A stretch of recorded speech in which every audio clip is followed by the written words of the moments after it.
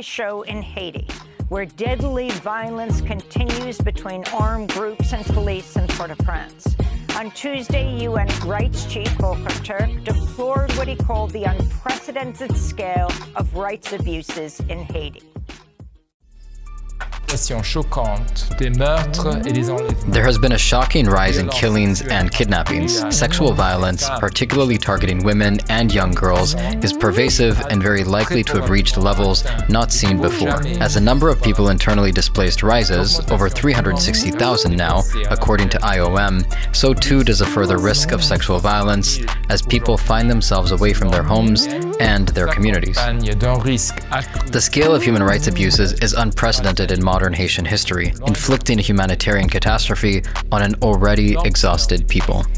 The spiraling political turmoil in Haiti appears to have no end in sight. No end in sight. Recently resigned Prime Minister Ariel Henry, who remains locked out of Haiti by armed groups, raised questions this week over the constitutionality of a transitional council, which is being formed to serve as an interim governing body until elections are scheduled. This comes as Canadian forces have been sent to Jamaica to train troops from Jamaica, Belize, and the Bahamas to join the UN authorized mission to Haiti, led by Kenya. Last week, the UN Human Rights Chief called for an arms embargo on Haiti, calling the situation there cataclysmic. The majority of guns pouring into Haiti are smuggled in from Florida and other parts of the United States. For more, we're joined by guests. Here in New York, Kim Ives is with us, the editor of the English language section of the weekly Haiti Liberté, where he's also co-directed the documentary series Another Vision. And in Vancouver, Canada, Jemima Pierre is a Haitian-American scholar, professor at the Social Justice Institute at the University of British Columbia in Canada, and research associate at the University of Johannesburg. We welcome you both back to Democracy Now! Professor Pierre, let's begin with you.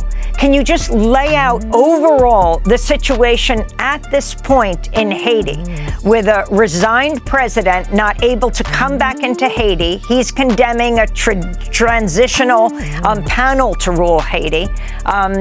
This Caribbean group led by Kenya training to move in so-called UN peacekeepers. Good morning, Amy. Thanks for having me back. What's going on in Haiti are a number of armed groups at first coming together to say that they were working together as an informal coalition, but the violence had been primarily in the Port-au-Prince area, and I have to stress that because the Western media is presenting this as a countrywide civil war and so on, but there are some violence on outside of Port-au-Prince, but the majority of the violence, the gun shooting is actually in the Port-au-Prince area, primarily in the popular neighborhoods and around there, and especially now where you have some of these groups trying to take over parts, trying to have battles with the police. So that's the first. The second thing that we have to talk about then is this supposed presidential council that the U.S. is putting together using CARICOM as the front-facing party. CARICOM is the Caribbean communities, using CARICOM as the front-facing party to basically say that they have a supposedly Haitian-led solution for a transition in Haiti. The problem with that so-called Haitian-led solution is that it's the U.S., France, and Canada, which, as we've known before, are the major forces that have destabilized Haiti, at least in the past 20 years. They're the ones leading the discussion, U.S., France, Canada, Brazil, leading the discussion along with the Caribbean community. But as we said before, there needs to be, for the Haitian participation, they have to agree for multinational security force to come in. Basically, in order to participate in this conversation, you have to be okay with a foreign invasion, which itself is a problem, and basically tells us that the U.S. is controlling the situation. Now, this foreign military force, people will have to remember that it is not a UN force. It's UN sanctioned, which is surprising, right? But it is a force that is coming in with absolutely, it's not even clear what its mandate is. There's a 33-page document that talks about the security force, but we don't know what the rules of engagement will be. How will we prosecute the inevitable war crimes that I think will happen when you have foreigners coming in and shooting at a population? But the other thing is Canada is training Jamaicans, Bahamians to come in for as if they're coming into a war zone, and that itself bodes badly for us for people in Haiti. And so I think this is a terrible situation in the sense that what's happening in Port-au-Prince is a result of guns being brought into the country from the U.S., Dominican Republic, and Jamaica. But the other thing is that whatever solution that the U.S. is having is a completely inadequate and unconstitutional and illegal solution. And even the military force that the U.S. is trying to bring in, we have to remember they tried to get Brazil to lead it, Canada to lead it. They all said no. That force itself is not constitutional because it was asked by an illegitimate government at Ariel Henry from 2022. So it's a terrible situation. But I think that the idea that there's a Haitian-led solution coming is actually a false one and one that is misleading. And Professor Pierre, I wanted to ask you about this transitional council. It's supposedly been meeting now for several weeks, and nothing seems to have come out of it. How is even the decision making of this council? Is that transparent? Is it by vote, by consensus? And could you talk a little bit more about the council? Well, we don't know much about the council, and it's not transparent. These are supposedly negotiations happening between CARICOM and especially the Guyanese president, who has been very belligerent about these members of this community, the Haitians that they've chosen to participate in this discussion, that they have to agree to this multinational mission. Apparently, they came up with this. Members of the council have been chosen. Some people dropped out in terms of leadership. The council is made up of supposedly people chosen by the U.S., members of the political class, the old political class that people really don't want to have anything to do with, but key members of that. And there's infighting amongst them. But recently, just I think a few days ago, the president of Guyana sent a letter to Ariel Henry to get his permission to ratify this transitional council, which itself should tell us everything we need to know. The fact that this ousted illegitimate prime minister has to have a say in this transitional council. So I'm not sure, at first they were saying that they were giving them 48 hours to come up with a council to allow this transition. And the U.S. thinks it needs this council in order to make it seem like a military force coming into Haiti is legitimate. But I'm not sure how far we're going to get with that because I think for Haitian people, this is a completely obscure process that leaves regular people out of the discussion. Yeah, I'd like to bring in Kim Ives of Haiti Liberté. Kim, you recently helped an American YouTube personality there, Addison Pierre Malouf, who was kidnapped, obtain his release. Could you talk about what happened there and your sense of what's going on in Haiti? Yes, Juan, this was a YouTuber who went down and thought he was just going to drive from Cape Haitian, where he'd flown down to Port-au-Prince and interview Jimmy Cherizier, known as Barbecue. And he was kidnapped along the way. He spent 17 days in jail. He paid some ransom, or his family paid some ransom, friends. And once they paid, they weren't released. The kidnappers wanted more. And that's when they published the thing last Friday. Dan Cohen, the co-director of Another Vision, and myself saw this come up on the radar and immediately called Cherizier and said, "What's going on? I thought you guys were stopping, you were going to shut down the kidnappers." And he said, "Let me get on it." And a few days later, he managed to convince or pressure L'Amour Saint-Jour, the kidnapper, to release Your Fellow Arab, as this YouTuber is called. And so, yeah, it was, I could say, a victory for the Vivre Ensemble coalition that Cherizier has put together, which is basically his anti-crime groups versus the former criminal groups, which are supposed to be dropping it, but as we can see, they're still doing some kidnapping. Can you talk more about, go ahead, Juan. No, I was just going to ask him about this issue of what we hear in the media is that these are all criminal gangs that are operating, but you have a different perspective on that. And I'm wondering if you could elaborate on the distinctions that you've tried to make with some of these gang groups or these paramilitary groups, really. Sure, completely. This is a revolutionary process we're watching unfold in Haiti. These are basically armed neighborhood committees. Some of them have gone down a criminal road, others are fighting against the criminals. And as a result, the U.S. is afraid of this because the anti-criminal groups led by Cherizier have a revolutionary agenda. They want to change the system in Haiti. They want to overthrow it. And the U.S. flagged him as a danger early on. We have been looking into him carefully over the past 4 years and seen that he's the genuine article as far as we can see.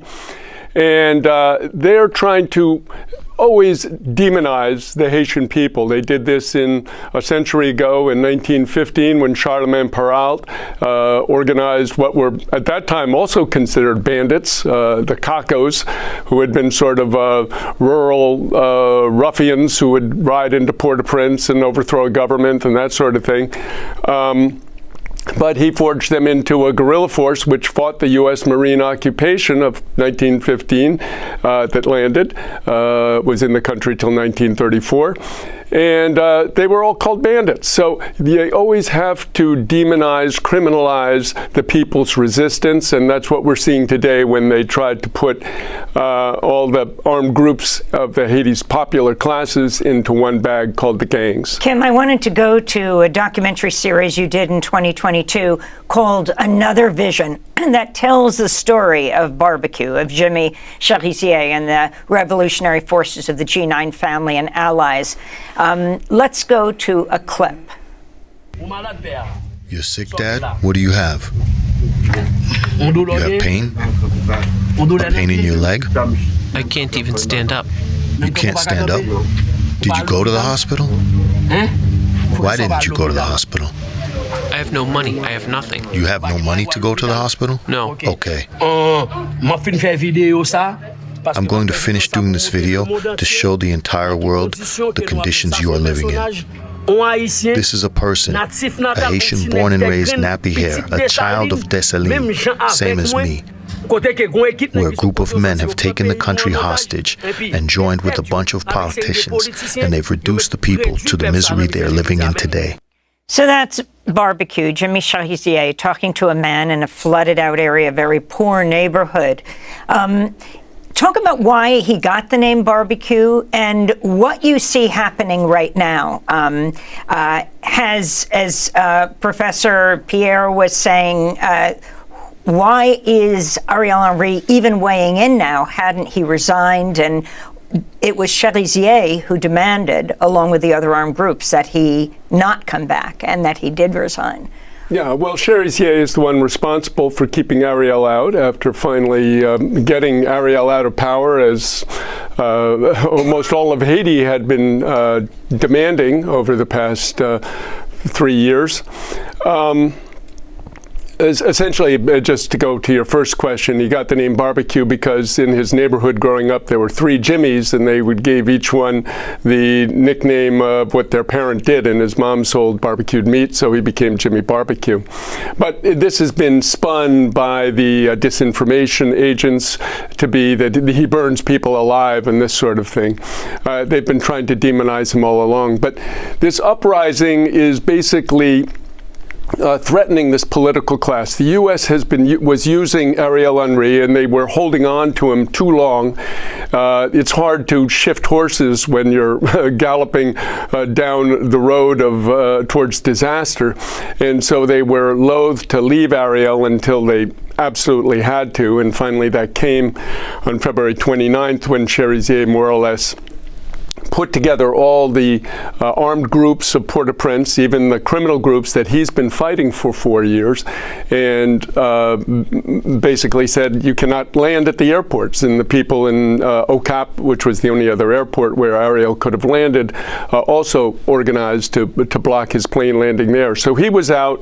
The U.S. had to shift, but they created this seven-headed monster, which everybody's shocked at, and all its members have discredited themselves, completely disgraced themselves. You mean this transitional council, because they had to agree to a foreign military intervention. Now, Haiti just finished with a foreign military intervention only 5 years ago. In 2019 was the end of the MINUSTAH, which followed on the MINUSTAH, 13 years of MINUSTAH. So you had 15 UN peacekeeping forces. Right. The first, after Aristide was overthrown by the U.S., the U.S. installed the MINUSTAH, which was, again, a cheaper priced military force to occupy Haiti for 13 years, from 2004 to 2017. And then from 2017 to 19, they had a sort of wind-down force called the MINUSTAH. So 2019 is when MINUSTAH left. And here we are 4 years later, back in the same problem. This is not a problem that can be solved with military force.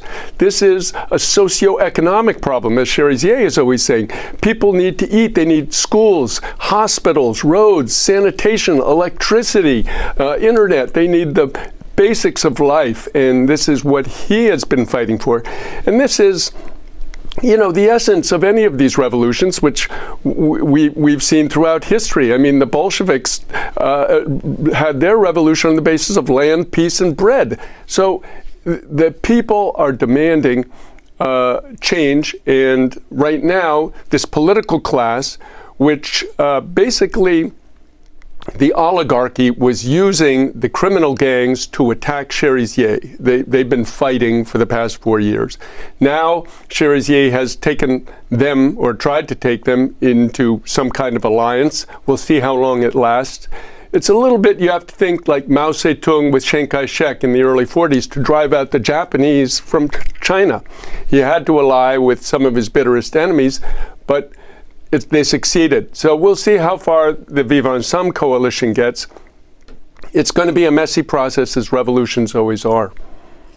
Professor Pierre, I'd like to get your take on the situation, and also the Kim Ives analysis that some of these armed groups have revolutionary potential or attempting a revolution.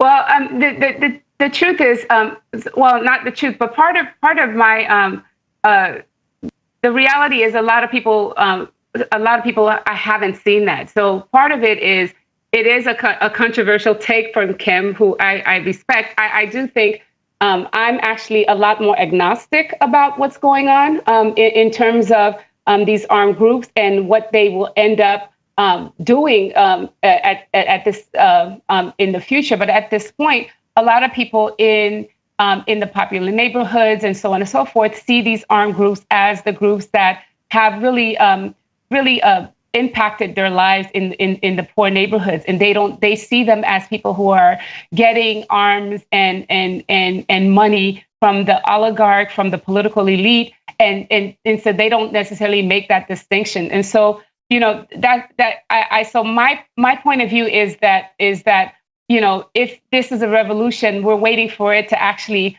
come to fruition. But in the meantime, what's happening are a lot of people that are being displaced and that are seeing that their biggest foe are these armed groups that a lot of them mix together as one, because what they see is, you know, what they feel are bullets, what they hear are bullets, and what they see is they're living in a space where there's a lot of violence and a lot of pain. And so then if there's a revolution, there needs to be a particular kind of ideology that takes over the country. And that remains to be